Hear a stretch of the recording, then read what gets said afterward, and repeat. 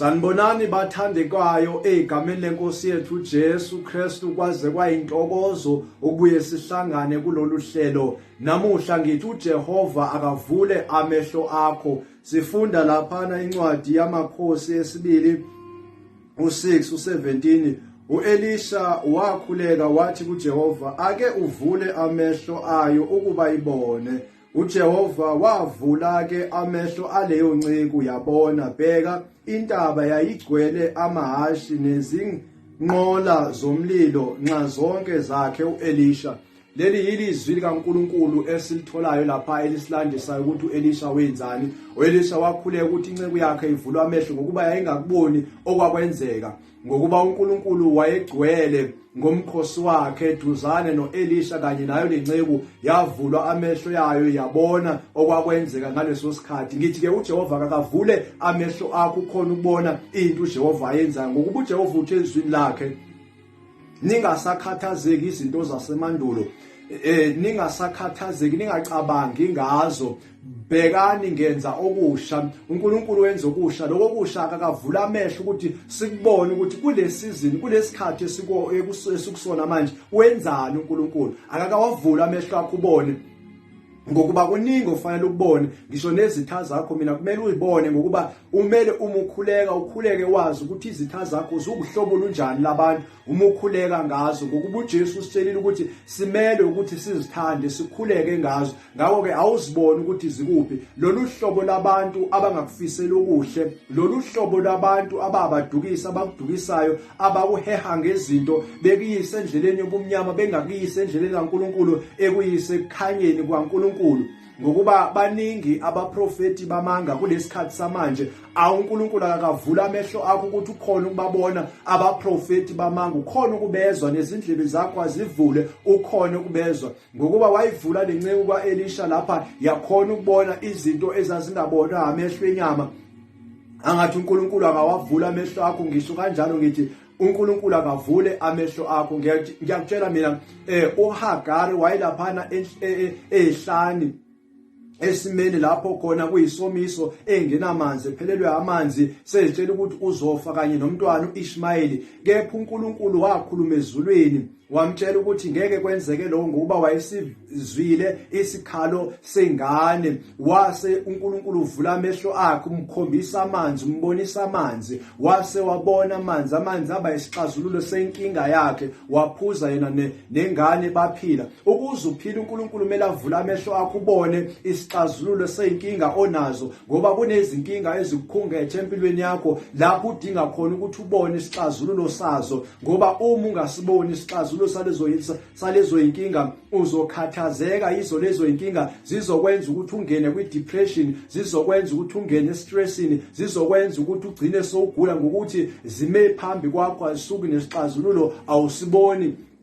Ngepha uNkulunkulu akavula amehlo akho ukhona ukubona isixazululo seyinkinga obhekene nazo, ngokuba uNkulunkulu ulungile, unamandla. uNkulunkulu akahlulwa yilutho. Naleyo nkinga obhekene nayo sikhona isixazululo. Ayikho inkinga kuNkulunkulu engenasixazululo, kepha kumele usibone isixazululo evuliwe amehlo akho uNkulunkulu. Ngokuba emhlabeni umuntu umengena uNkulunkulu uyimpumputhu, umuntu umengena uNkulunkulu emhlabeni uyisiphukuphuku. Kepha umene uNkulunkulu nokuhlakanipha kaNkulunkulu uyakhona uNkulunkulu kumembulela izinto. Nakebusuku uNkulunkulu akakwembulele ngokuthi avula amehlo wakho, ilihlo lakho lakamoya, ukhona ukubona imibono ebusuku, ukhona ukuphupha amaphupha, akubonisa indaba kaNkulunkulu, into uNkulunkulu ayenzayo empilweni yakho, akuxwayise ngezinto ezizokwenzeka empilweni yakho. Ngokuba uNkulunkulu evulile ilihlo lakho lokuthi ubone, umulele emaphupheni akho. uNkulunkulu uyabafikela abantu nake emaphupheni akhulume nawe. Akakavula uNkulunkulu amehlo akho ukhona ukubona. Ngithi mina yabona umuntu okebhizinisini njengamanje odayisayo, noma udayisana esitoreni sakhe, udayisa izixazululo. uNkulunkulu akakakunike ukuthi ubone izixazululo ongazithengisa, wenze imali, ube umuntu ononile, ube umuntu onotho. Ngoba umuntu mengena kwibusiness usuke kunesixazululo senkinga sibonile, abe seyasidayisa, esidayisela wonke umuntu onaleyo nkinga. uNkulunkulu akawavula amehlo akho mntakababa ukhona ukubona izinto azenzayo ebantwini abaseduze nawe akazenzayo uNkulunkulu esizweni esiphila kuso njengamanje. Awukubone uNkulunkulu akavule lamehlo akho ubone, ungasabi impumputhe, ungasabi isiphukuphuku, kodwa uNkulunkulu akuvulele nezindlebe zakho ukuthi ukhone ukuzwa ukuthi uNkulunkulu ukhuluma uthini. uNkulunkulu akaveze phambi kobuso bakho laba profeti bamanga, ngoba kukhona abaprofeti bamanga balesikhathi abagcotshele lesikhathi abadukisayo, abadukisa abantu bakaNkulunkulu abangabayisa abantu bakaNkulunkulu enkazimulweni kaNkulunkulu, kepha babasa ebumnyameni ekulahlekeni. Akake uNkulunkulu awavule amehlo akho ubabone labo bantu. Akake uNkulunkulu avule amehlo akho ubone uhlobo lwabangani abaseduze nawe. uNkulunkulu akawavule amehlo akho ukhona ukubona uhlobo lwabantu abawumndeni wakho, babawuhlobo lunjani lwabantu, abantu ongaphila nabo bathembe, noma abantu ongamelanga ubathembe, kumele ubakhulekele ukuthi uNkulunkulu akabasize. Ngithi uNkulunkulu akawavula amehlo akho njengo-Elisha washo wathi akavulwe amehlo enceku yakhe, amehlo enceku yakhe avula, nawakho amehlo asangavulwa. Ilimehlo lakho likamoya livule, ukhona ukubona izinto zomoya, ukhona ukubona izinto ezizayo nezinto ezizokwenzeka ekuphileni kwakho, ukhona ukubona izinto eziyingozi empilweni yakho, ngokuba uNkulunkulu ewevula amehlo akho ukuthi ubone izinto obukade ungaziboni. Ngokuba uthi uNkulunkulu ngibize ngiyakukuphendula, ngikubonisa izinto eziyimfihlo wena obungazazi. uNkulunkulu akakubonise lezo zinto, akawavula amehlo mntaka, akawavula amehlo akho. Asizwe lapho uJesu ekhuluma ngendaba yelihlo. Sifunda ngokuka Mateyu 6 u22 no23. Isibane somzimba yiso, ngako uma iso lakho lelihle uza kukhanya umzimba wakho wonke. 23. Kepha uma iso lakho lilibi uza kuba mnyama umzimba wakho wonke. Ngakho uma ukukhanya okukuwe kungubumnyama, ubumnyama bukhulu kangakanani. Jesu lapho uyasilandisa indaba yeso ukuthi ilihlo iso isibani somzimba. Kusho ukuthi uma livaliwe leliso umzimba wakho usebumnyameni, awukho ekhanyeni. Ngakho-ke uNkulunkulu akakavule amehlo akho ukhona ukubona lento uNkulunkulu afuna uyibone, ngoba ufuna uNkulunkulu ubone ukukhanya kwakhe. Ngifuna ukwenza isifanekiso. Uyabona imoto uma ihamba kusebumnyameni ebusuku, ingena ibani, ingalayitile, uma ihamba umshayeli wayo leyo moto usenkingeni ngokuba akaboni, ingaphuma endleleni ingayela engozini. Ngani? Ngoba akaboni. Nezinye imoto aziyiboni, ziyibona sezeduzane, ngakho zingayishayisa, nomshayeli wakhona angashayisa, uhambe ebumnyameni onjalo. Kepha uma imoto inazo ikhanyiso, umuntu wakhona uyakhona ukubona udriver, uyakhona ukuyiphephisa ezintweni ezingayifaka engozini imoto leyo. Umzimba wakho ufana nemoto, wena ufana nomshayeli waleyo moto. Ngakho-ke iso lakho malivule uJehova akavula amehlo akho ukhona ukubona, nomzimba wakho ukhona ukuthola ukukhanya. Ngokuba uma ngabe kuwena kungekho ukukhanya, kukhona ubumnyama, umzimba usebumnyameni, kusho ukuthi umzimba wakho ubona ngamehlo avulwe uNkulunkulu. uNkulunkulu umevulile amehlo, umzimba wakho wonke usekukhanyeni, awuye ekulahleni,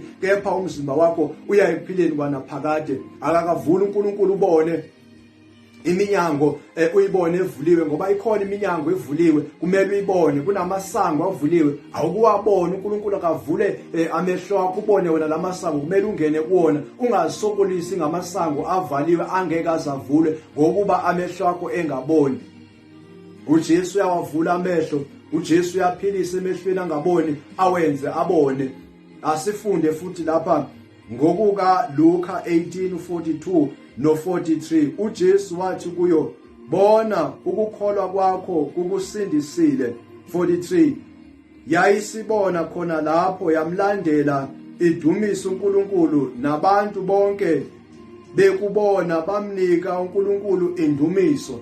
Uyabona uJesu lapha wayevula amehlo owayimfama engaboni eyimpumputhe engaboni wamvula amehlo ngokukholwa ukuthi uJesu angamvula amehlo. Nawe uma ukholwa ukuthi uNkulunkulu angakuvula amehlo, uJesu angakuvula amehlo, awucele mntaka baba ukholwe ukuthi uzokuvula amehlo, ngoba uJesu ushilo wathi kunabaholi abahola abantu beyimpumputhe, uthi uma impumputhi ihola enye impumputho zimbili ziyowela engozini, ziyowela eweni. Ngani? Ngoba zombili aziboni. Ngakho ke awukucele kuJesu mntaka baba avula amehlo akho, njenganami ngisho ngithi uJehova akavula amehlo akho ubone ukuba ungayeli engozini, ungaweli eweni lapho uzolimala khona. Ukhona ukubona izinto before ngoba unamehlo kamoya, unelihlo elivuliwe uNkulunkulu Baba osezulwini wethu.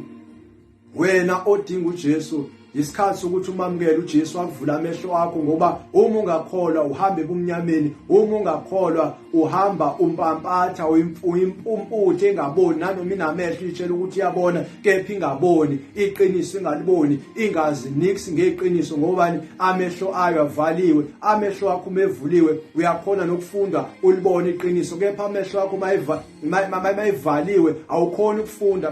Mayivuliwe uyakhona ukufunda uyibonele wena ukuthi lena into ingisa ekufeni, ngise ekubhujisweni. Kepha abayimpumputhe amehlo abo akakuboni lokho, akakuboni lokho. uNkulunkulu uyakwazi ukwavala amehlo omuntu, njengalapha lisho khona iBhayibheli lithi babevalwe amehlo ukuba bangakuboni.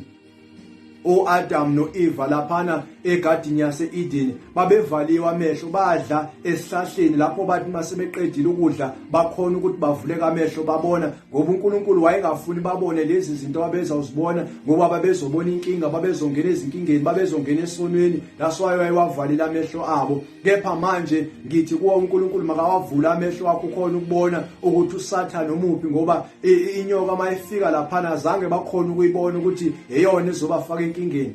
uNkulunkulu akawavula amehlo akho ukhona ukubona. Mntaka baba woza kuJesu, amukela uJesu, uJesu avula amehlo akho ubone lamathuba akhona empilweni yakho, ukhona ukwabona, ungafi ulambe. Kanti isixazululo sikhona senkinga eduze kwakho ubhekene nayo, kumpofu bakho sikhona isixazululo, omehlo akho umevulwe uNkulunkulu. Awukhuleke uNkulunkulu ngamehlo akho. Mina ngikubizela kuJesu ozokuvulela amehlo akho ubone umbuso kaNkulunkulu wamazulu okhona lapha emhlabeni.